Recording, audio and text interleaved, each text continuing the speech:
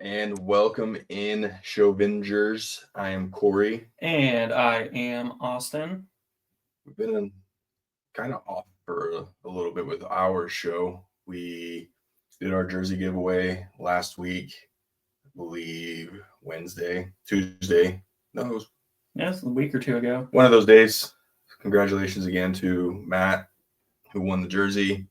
Unboxed it during our AFC War Room, AFC West War Room, and it was a Tyreek Hill jersey, so at least it was a good one. Yeah, Dolphins Tyreek Hill jersey. Would have been a lot cooler if it would have came back as a Chiefs one.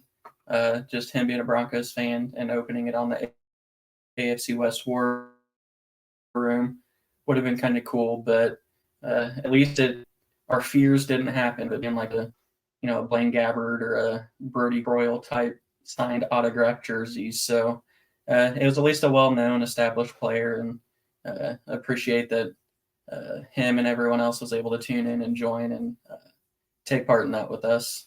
Yeah. So again, it's been a little bit since we've actually done like an episode of Shovick Sports. That's something we want to get back to doing. This War Room's kind of taken off to where we've been, really excited with where the War Room is going. It's been behind the scenes work, getting, game plans ready, reaching out to people, trying to bring them on. We have a huge guest the next 2 weeks. We have Meg coming on tomorrow, and then Deb coming on next week. We thought we had one. We really thought we had one. I'm not going to say who, because just in case it's still maybe out there. So we'll save that one.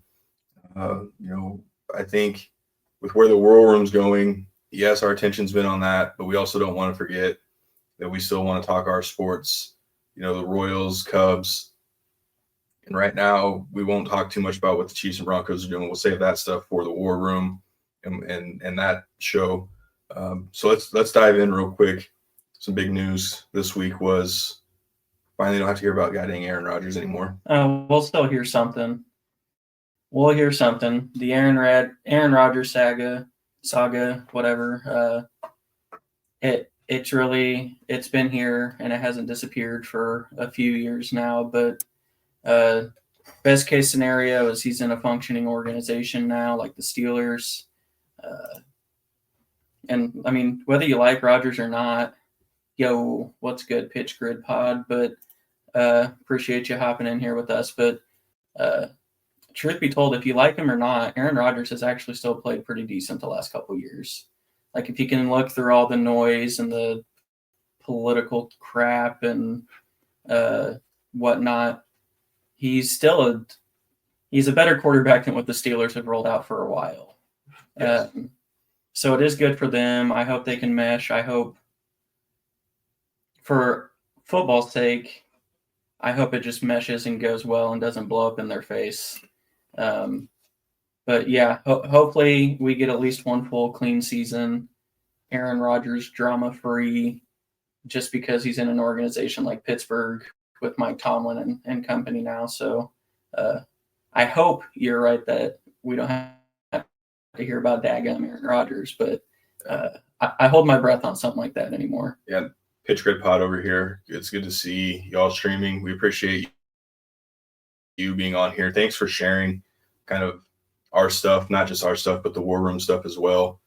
You started that trend amongst the little group of doing the NFL career on TikTok. I even had 2 of those that I posted. First career was not good. The second career, I won 4 Super Bowls, but it was an average career. And I still didn't make the Hall of Fame, which I questioned. But again, thank you again for joining us. And thank you again for sharing all of our stuff. We really, truly do appreciate that. And that's partially the reason why we do the shows and why we post our content, is for people to share and enjoy it. Because again, if you tune into the War Room, you never know what the guy to this side over here is going to say. Cody just posted a reel of my brother. So go check that out on our Instagram page about what my brother said about LT. Hopefully LT watches it and says, what the actual hell? And, it's something. It's different. So, again, that's why you tune in. You never know what's going to be said. Any regrets on that? No, man. you've known me my whole life, obviously being my sibling and whatnot. I can kind of run off at the mouth sometime, but I just want to say that in case people cut it off too soon, I rebounded and let it know that I was joking and gave LT the love he deserves. But sometimes it's worth it to just see everyone's reaction, but more specifically Timmy with Answer the Call. Obviously, go find him, like him, and follow. But yeah, no, it's good to see the reaction. So no regrets ever. Well, oh, can't wait to see that one. Yeah, can't wait to see it. So what have we been up to? We went on Timmy's show with him and Pigskin Frenzy, Joel from Pigskin Frenzy. We did a college football episode. That one was interesting, and I feel like there were parts of that show, and Timmy did an outstanding job hosting that one. So Timmy, nice job hosting that college football episode that we did with you and Joel. But there was conversations in that episode that could have probably went on and on and on and on. I feel like every topic we covered, we really could have had just hours of conversation about, right? Just back and forth, especially when you start bringing in people's, combos, right? Especially in the college.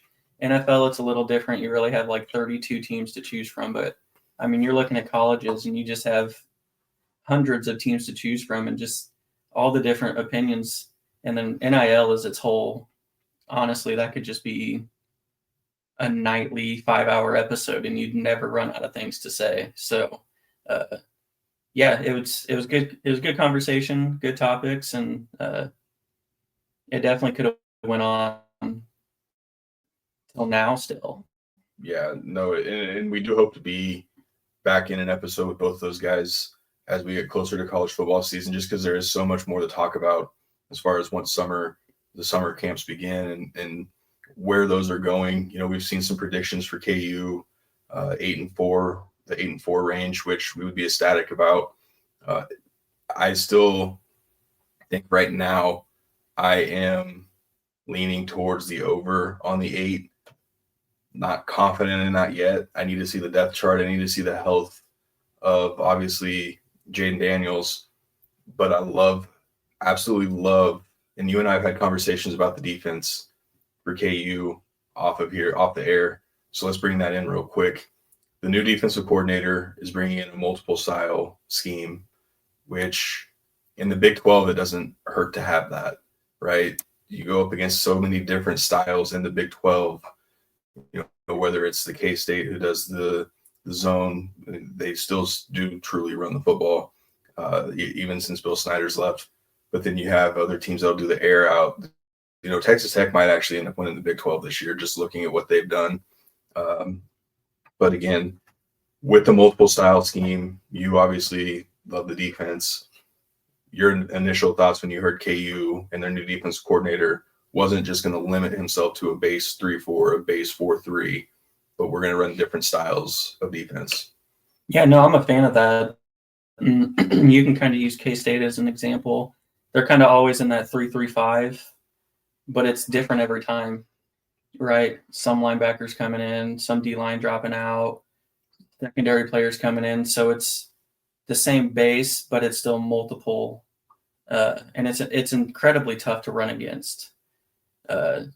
So with KU over the years, it was very easy to know what we're doing. We're only rushing the 4 down linemen. Usually our outside corners are going to lock up, and then our safeties kind of one center fielder, one come down to the middle of the field. It was kind of easy to know how to game plan against it, right? KU's still not at the point where we're getting an incredibly large amount of talent. So when you lack the talent, top tier talent, coaching matters. And a big part of the coaching is the schemes. I think it was a few years back, our D coordinator missed one game, and the fill-in play caller was aggressive, and we looked incredible, but it was still the same players that had looked bad in every other game. So it's huge. It's going to be harder to game plan against. It's going to create more opportunities. Hopefully it gets the defense off the field, creates more turnovers. And in the end, in the Big 12, that can be what kind of separates you from the other teams, is if you have the defense. Yeah, that is a good 5-star that they got as well. KU was in the running for that one. If you're talking about the tight end, Cure, his brother is actually at KU, so they thought maybe that would kind of swing KU's way, but obviously in the end it was K-State, and that is a huge pickup for K-State. And I think what I like about that is KU and KU's catching up. The margin's smaller. We won't say catching up, but the margin's smaller now for KU getting the in-state Kansas kids.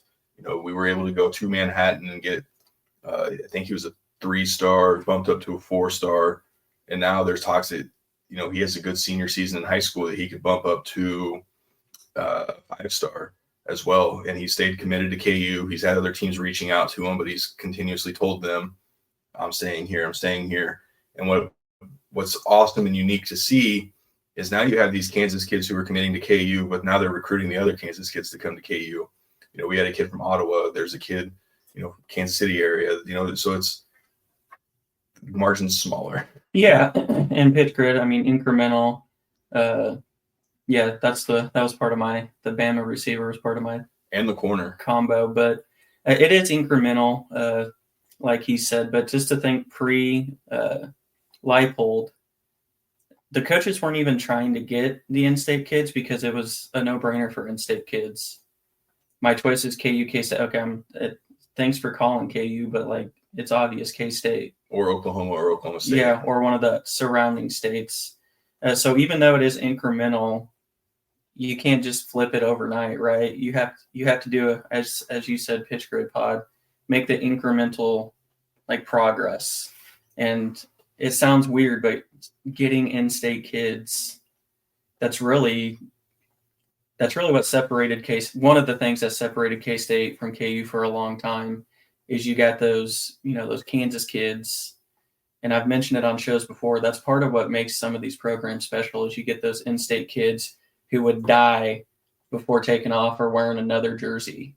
And that's huge for some of these teams, especially to set yourself apart from some of these other schools who aren't continuously getting these 5-stars. So even incremental progress is huge. It's a start, and it's something we haven't seen and it's not jokingly, we haven't seen it for decades at KU. So it is huge and incremental. And you're absolutely right on this one. We were a little too late to the party as far as that goes with Cure. Literally right after he committed to K-State, we started getting the other KU commits. And then I think there was an unofficial visit that he took this last season. I don't remember which game it was at Arrowhead, but it was an unofficial visit. He was obviously there to watch his brother who's on the team, but it's still, it turned heads. I wasn't one of those. I didn't think for a minute we'd be stupid to say that they weren't trying, right? They're always trying, even though he's committed. That's just where college football is. They're still trying. They're probably still trying now as far as that goes. But yeah, it was just a little too late at that point. And I do like his prospect. He's a good size. He's a multiple sport athlete in high school, and I think that's a big body target for Avery Johnson to, continue to kind of build what K-State's doing. And I do joke about it all the time about K-State. K-State's going to be just fine. Avery Johnson's going to be just fine. K-State's always going to be, every time you think they're out, they're not, right? They always kind of pop in. They kind of just, they linger. They just couldn't quite get over the hump when they had Will Howard. And I do think that Will Howard's numbers completely changed when he went to Ohio State. Most are going to. It doesn't matter who you are. It doesn't matter where your numbers are going to inflate when you go to Ohio State and you have the receiving core that they have. K-State has good receivers. They don't have Ohio State receivers. And that's not a knock. That's just the reality, and that's just the truth. That doesn't mean they're bad. Avery Johnson's going to be just fine. K-State's going to be just fine. I don't see KU or K-State, either one of those, winning the Big 12. I'm leaning towards Texas Tech just based on the transfers that they're pulling in.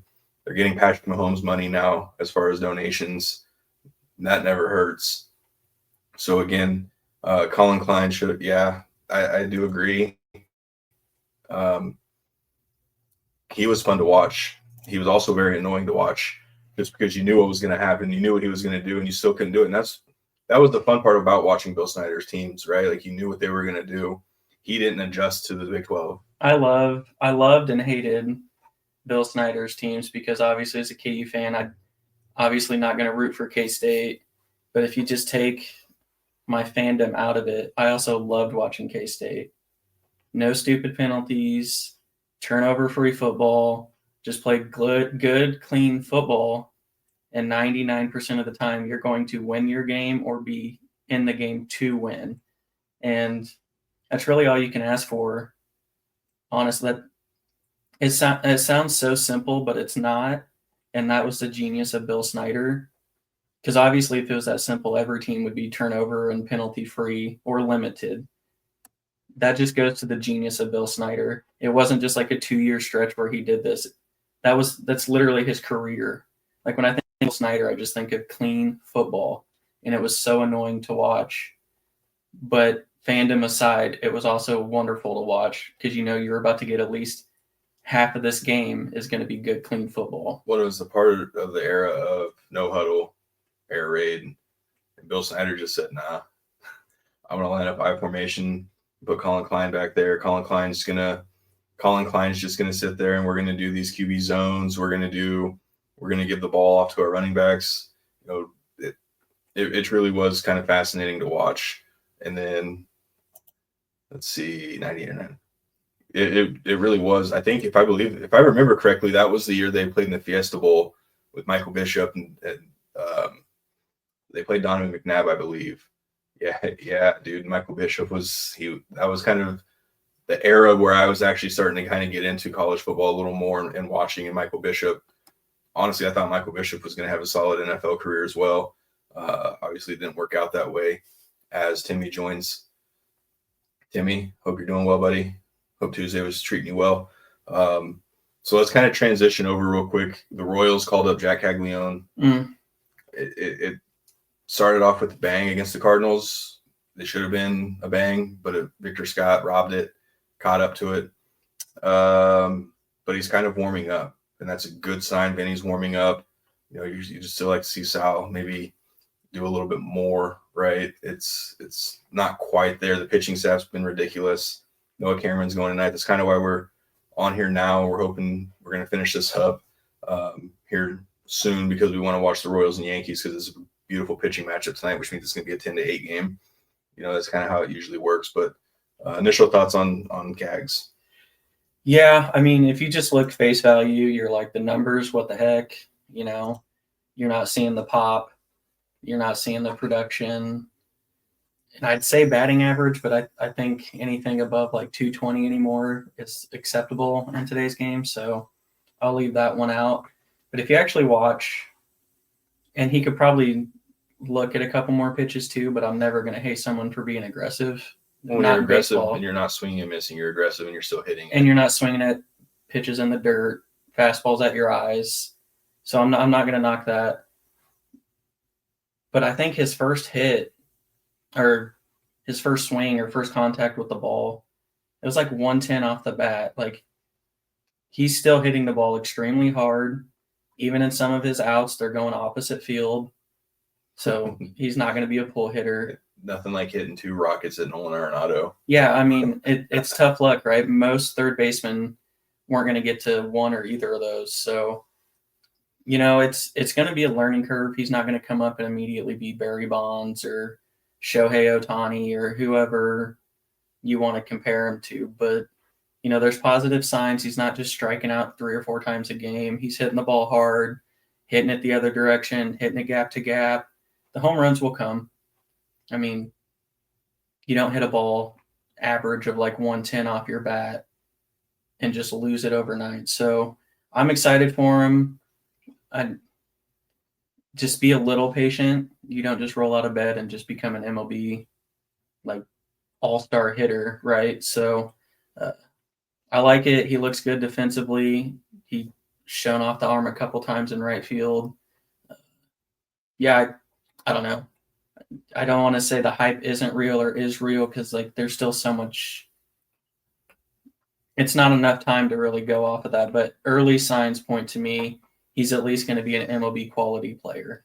Yeah, and let's kind of move to the Cubs real quick. Your 99 win prediction's not looking too shabs right now. Yeah, no, I think when I did the math the other day, they were still on pace for 101 wins. Yeah, you're real quick. You're absolutely. No, I want to say you're right and you're wrong. You're wrong because we don't just need depth. We actually just need like starters too. These are all bench players outside of Isbell. Yeah, I agree. The Q hate needs to stop. I agree. But I've never been one to think the manager should be to blame. Like when the Rockies fired their manager, okay, how many managers are going to win more than the 9 games that he did or whatever? And I can't turn less than what I have into something, right? Like I might be able to add a couple wins, but let's be real. What I have to work with is coming from above me. Yeah. So you're not going to hear any Q hate from us, but I think as far as our outfield goes, if Jack's a mainstay, I'm okay with it. I can live with like Isbell and Waters, but I would still prefer one of those be like the backup outfielder, the rotational guy. If both of them are starting, then I think that's where you have issues. But when I saw they sent Massey to the IL and they called Tolbert up, so Melendez obviously isn't. Melendez is doing okay in AAA, but I think they're going to give him a lot of time down there. Yeah. Rightfully so. Like, not even just to get constant ABs, but like give you time to get your mind right. Baseball's so mental. It's a 162 game grind. And unfortunately for him, it wasn't a very good few years in the majors for him. So, I think Melendez will get one more crack if he keeps doing okay in the minors, but it'll be a short leash. Yeah, I mean, it took them a little bit. When they all came up, they struggled as well. And then, it's mental, right? I think when it came together towards the back half of one of those years and they ended with like 83 wins, and you're like, okay, now we might have a couple years. And they did. Yeah, and then you go make the moves for James Shields, Wade Davis. Then you start bringing it. Now you can start making moves because you're close, which is why I think they're doing that now. The big moves of like Cueto and Zobrist. Yeah. Spent a little money for – it's a name people probably won't think of if you don't follow the Royals closely, but he was Kendrys Morales. Now I know whatever you want about him, but like Alex Rios was fine with the Royals when he was healthy. Omar Infante blew up, but it takes time. You're not the Dodgers where you can spend $900 million every postseason to fill some holes until your prospects come up. A lot of times these prospects need 4, 5, 6 years. That's why when players are drafted, you're like, okay, I'm excited, but unless they're a college bat or really close to MLB ready, you're not going to see them for 2, 3, 4 years. So, it takes time and you have to be patient. Timmy, my brother, will let you jump on the Cubs bandwagon. Absolutely. My brother will get you a W flag. Just fly it high, which they've been doing a lot this year. They have. They still need pitching. It's nice to watch offense. A lot of runs scored, but the pitching depth is being tested. And oddly enough, I don't remember the dates, but I think since Imanaga went on the IL, the Cubs have the second best bullpen ERA and the 20th ranked starter ERA. So I think they'll be active at the deadline. As long as PCA and Tucker and a few of the other bats stay healthy, there's no reason that we won't. I don't want to say coast. We've seen epic collapses before, especially from Cubs, but it's a good first few months of the season for the Cubs. Yeah, I mean, we've already hit the 100 or not 100 game mark. We're at the 100 games remaining mark. We came up on that as past for some teams. But again, you predicted 99 wins. It's still kind of on track for that. I think it's going to take a couple active moves from the Cubs that just don't do that often. They have the ammunition for that, or they can get some of these younger guys to kind of step up and Cade Horton's still kind of learning the ropes. Brown, I think it was Brown who went toe-to-toe with Skubal, matched his 7 innings the other night, only gave up, 1 run.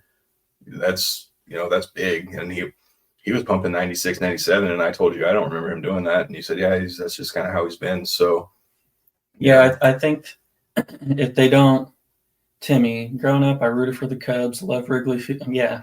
We went there a couple years ago, Tim, and it's Wrigley Field was worth the trip. Yeah, dream come true for me. But I think even if the Cubs made no moves, but at the trade deadline they extended Tucker, I think Cubs fans would be happy because you're going to be shocked. But the Cubs, for having the money they do, they've never forked out over $200 million for any single player. Which, if you follow baseball, Kyle Tucker is going to get way more than $200 million from somebody, which would hurt to know that we gave up what we did for a one-year player. But trade deadline for baseball is always one of my favorites. You usually get to see some prospects on the move, which I love prospects across the board, but it's kind of a little holiday over here, the trade deadline for baseball. It is. And that's kind of transition. We won't spend too much time on this, but we haven't paid too much attention to the NBA Finals, but it looks like the Thunder were back. Yeah. Kind of did what they were supposed to do. I still think Pacers have a little bit of a small run in them. I still have the Thunder in 6. Man, I don't know, but this team's just so dominant, But I do like Halliburton back to his Iowa State days. What he was doing there. Any chances that maybe goes 7? Do you think, or do you think the Thunder? I mean, there's always a chance, right? But I think the Thunder do what a lot of teams don't, and they're actually really good defensively, like really good. So once they were shocked the first game, but they obviously had a really good bounce back. But no, I don't want to sit here and say the Pacers won't win another game, but on paper, it's hard for me to think that the Thunder won't just walk away with the remaining series. I think they're also more talented, but they also just play better on both sides of the ball. And you can buy into it or not. I haven't looked at the numbers, but the hype of the Thunder always get the foul calls into the free throw line. They obviously capitalize from there too. So Thunder are really good on paper. So I don't, for NBA fans' sake, I hope it is competitive, but and they need to. They feed off that crowd, and people can say what they want, but there's at any sport, any level, playoff atmospheres, and then you get to the finals. Like even the hockey game last night, or we've watched all the hockey games actually. They feed off that, and you think of you're like Indiana and Oklahoma City, you're kind of like, I don't even know where those places are. Like, couldn't have been any, it would have been cool to see the Knicks in this, right? It would have, just based on the history. But at the same time, it's really kind of cool to see, Indiana and Oklahoma City kind of, show out. And I can tell you this, Thunder's not going anywhere. They have so many draft picks still where they can either draft those players or they can package stuff up to get players.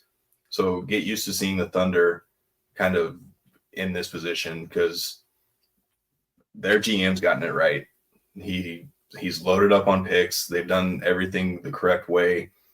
They got SGA in the Paul George trade. He's been obviously an MVP season. Still up in the air if he should have gotten it over Jokic, but Jokic is also one of my favorite players. But either way you look at it, it is kind of cool to see Indiana and Oklahoma City. But at the same time, I don't have as much like a watching interest. No, and that's not necessarily the team's fault either, right? Like for us, the NBA has kind of just been on a little bit of a downslide since, the kids we watched when we were younger kind of retiring and games changing a little bit. But, you can say what you want about these crowds, but OKC specifically has very much of like a college atmosphere to it. It's been that way since they first jumped in. From game one with them. But, I think more basketball and football than anything, like home field matters or home court matters. So hopefully Indiana does show out because they do, and they will feed off of it. And that can really help out. But I don't know. Thunder are just too darn talented to me. Yeah. And I mean, that is the guy that we grew up watching. Reggie Miller is awesome at both his, You're not wrong. Small market. I mean, we're Kansas City Royal fans. They're a small market group. Can't really count the Chiefs as a small market. Not really such thing as in the NFL because they have a salary cap and whatnot. And then, it really is truly with sports like this. Well, there's always that Midwest bias, right? Like if you're not one of those East Coast, West Coast teams, you kind of get overlooked. Now, obviously, Patrick Mahomes and the Chiefs I don't want to say dominated too much. I'm going to sound like one of those fans. They won enough and have done enough to kind of get some of the love, right? But typically, if you're not an East Coast, West Coast team, there's always that Midwest bias of like, unless you're kind of on the top of the mountain, you're not really going to get any attention nationally. So I think Bobby is a prime example of that, right? Like dominated last year. Absolutely dominated. They even made the playoffs, and he was the main reason why. But then we were seeing quote unquote expert list coming into the season that would have him as like the third or fourth best shortstop. And I third or fourth best overall player I could get. But anyway, that's just part of the Midwest bias thing. Like you're overlooked unless you dominate. So I hope no matter who wins the NBA series, like with OKC doing their thing, the Chiefs doing their thing, Royals hopefully maintaining competitiveness, and some of those Indiana, Cincinnati area, up in the Midwest, Mid-East. It's always weird to think Midwest, but hopefully some of the teams get a little more love because there's a lot of talent going on right now. Like Anthony Edwards in Minnesota. Like, don't overlook a lot of these players just because they're in the Midwest. Like, there's a lot of greatness going on, and you probably may not see it in the finals just given how much better one team is on paper than the other. But hopefully this finals, LA, Boston is what everyone kind of we want to see that. East Coast, West Coast. But let's start giving some Midwest some love. So I'm with you, Pitch Grid Pod. Like, let's get some of these non-powerhouse coast teams some love and some respect that's deserved. And, I know Cody and Tim kind of perked up when you said something about the Chiefs. They're like, oh, what's he going to give us? What's he going to give us? Mm-hmm. And then you were kind of like, well, let's kind of tail it off. You'll have to tune in tomorrow to hear. LT's not even that good. Oh, there it is. You heard it here for the second time. But again, and then it is. It is. It is. And then that's kind of, we watch KU basketball, obviously, and we kind of know the history there. So let's turn our attention real quick. Because like we said earlier, we have been watching the hockey. We've been watching the Stanley Cup finals. I do encourage you guys to go watch 10 minutes of a Stanley Cup playoff game, aka even a Stanley Cup game. I will tell you guys, if you didn't catch the game last night, there was a point in the third period, someone posted a picture of a still shot. All 10 players. All 10 players were legitimately fighting one-on-one with each other. It was just a legit fight. And that's what you get in hockey. It amps up. Like, we'll watch regular season games here and there. I think we've watched 95% of just playoff games. Yeah. So regular season hockey is awesome, but there is something about playoff hockey. Timmy, I got a screenshot I'm going to share with you guys here in a little bit. Don't worry. Yeah, no. But yeah, playoff hockey is different. Like, if you're just a sports fan in general and you just like the intense atmosphere, any playoff game, any playoff series, tune in for just a little bit, and I promise you're probably going to stay on it because it is absolutely insane. I know you can think it's boring, like they're just chucking the puck back and forth down the ice. It's so much more than that. All the little hits, all the little jabs. What happens is over time and over a series, you end up getting 5 different 1v1s in a fight at the same time. So I don't know. It's so physical. It's intense. It's incredible. I'm so glad that we finally have come around to hockey the last 4 or 5 years because playoff hockey is absolutely legit.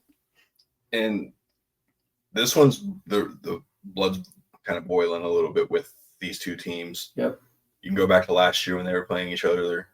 And obviously we know what happened there, the 3-0 lead, all the way back to a Game 7. Well, then the first 2 games go to overtime. Second game goes double overtime. Just absolute, thriller. Last night, maybe under a minute into the game. Yeah, I think when we finally got it on, there was 18:02 left in the first period. So we're a minute 58 into the game, and it was already 1-0. And I think Edmonton was still so worried about just fighting them, and then it got to a point where Edmonton did cut the lead down. But then, like 40 seconds later, Florida scored again, and then you could really start seeing Edmonton kind of get, a little heated. They were getting, just a little more frustrated. Well, then it just kind of broke loose there in the third period. You saw Marchand for Florida telling his teammates, "Hey, play smart. This is what they want us to do." Then it just got to a point where you literally, again, I encourage you guys to go. I don't remember who posted it, but it was just a still shot. You see 5 sets, just one-on-one, just full brawl, and it gets to a point where the officials are kind of just like, well, there's only 3 of us out here. What are we going to do? But again, I encourage you guys to go just watch a little bit of it. Just watch a little bit of it, and you'll enjoy it. So last thing, big golf tournament this weekend, U.S. Open. Rory admitted he shot an 81 today in his warm-up. I told you after he won his career Grand Slam. Well, I may not have told you. I may have told our buddy Paul. So much golf talk that I don't remember who it was with. After he won his career Grand Slam, I said he was going to go in a funk. Yeah, I can't wait to see a few. Yeah, awesome. I see reels getting posted like, here's just Austin at it again. And I'm like, oh, back at it. But yeah, big golf tournament. But after his career Grand Slam, just given Rory in general, I said that he was going to go in a slump. Because let's be honest, winning something like a career Grand Slam, the intensity that he felt round 4 down the stretch of that Masters, and to come away with that win, there was going to be a weight off of his shoulders, a weight that's been there since 2011. So, I mean, we're talking a long time it's been there. He has to be able to refocus and remember what it's like to play with, I don't want to say nothing on the line, but like this is all that's been missing for literally 10, 15 years. I don't want to say he's going to have to relearn how to play golf, but it kind of is because golf is mental. He's going to have to remember what it's like. He's not going to go out there and hit like we hit Sunday, Dude, look, I don't know what it is, but waking up at 4:30 a.m. for a round of golf, I don't know why, but it's the best I've ever hit a golf ball. So, but yeah, he's going to have to be able to refocus. So we saw it with this last tournament he was in, missed the cut.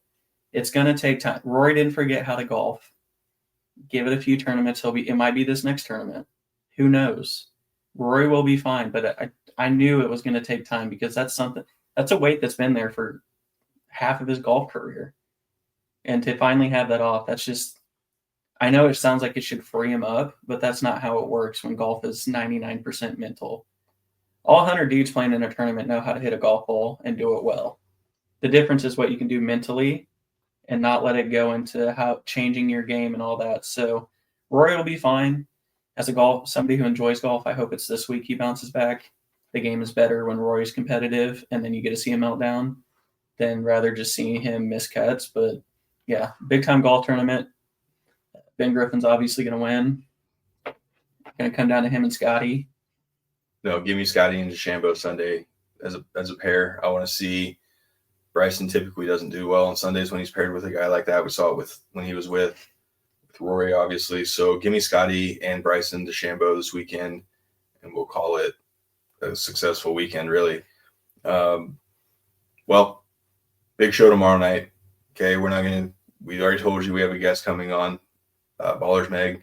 Go find her on Instagram. We've been posting promos for it. I know Tim, Cody, Matt, ourselves, we're super excited for this. She's joining us from the UK. She's a Falcons fan, so we're excited to kind of get her thoughts on what the Falcons are going to do, what the Falcons have done. Some Falcons news has been coming out about Kirk Cousins, so we're excited to hear her thoughts on some of that, while also kind of giving her thoughts on where the AFC West may shape up and shake out. We have a fan question of the day. I'm super excited to give you guys my question at the beginning of the episode. Again, like I said earlier, we're still working on getting some more people. We got guests coming on the next 2 weeks on the War Room. So we're doing 2 weeks, one this week, next week, and then we're taking a little bit of a break. We all kind of want to regroup, refresh. Enjoy summer a little bit. I know those other guys got some family time they need to get in with their families, so it'll be a nice little refresh, and we'll come back strong in July, hopefully with a super special guest that we are hopefully hearing back from, who confirmed or denied coming on our show, but we won't give those away quite yet. But again, super excited for tomorrow.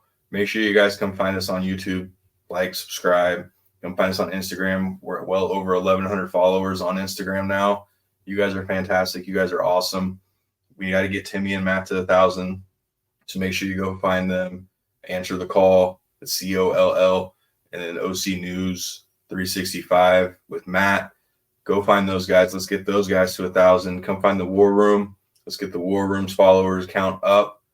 We have lots of stuff in store for you guys, not only on our show, but on the War Room. And again, we will be live on YouTube tomorrow night, 6 p.m. Central. So it's a little earlier than what we usually do the War Room, just because, again, like I said, we have a guest who's joining us from UK. So it's going to be really late over there at her time. So 6 p.m. tomorrow night, YouTube. Timmy, we appreciate you too, buddy. Everything you've done for the War Room, Cody, Matt, you guys. Yeah, make sure you go follow Drew Code Sports Talk as well for good content. Ballers Meg as well, AFC West War Room. Just a bunch of great content, even better people. Always wonderful to work with. Timmy, wonderful question. We'll save that for tomorrow. It's 6 p.m., buddy. Appreciate that. But yeah, make sure you Drew Code Sports Talk, OC News 365, answer the call, COLL. And go find Pitch Grid Pod. Go find that guy. Go find him. He's been doing some really good TikToks here lately. So make sure you guys go find him as well. Yeah, and always enjoy his feedback and comments. So glad the Shovingers showed out tonight. Look forward to seeing some of y'all tomorrow for the AFC West War Room as well. All right, guys. Like I said, we'll see you guys tomorrow night. Come find us. If you have any questions for Shovick Sports, the Shovingers, ask us questions and we'll cover those. We'll be back on with another individual show next week. It'll be Tuesday or Thursday. We'll see what the schedules look like. But we'll see you guys then. Have a good night.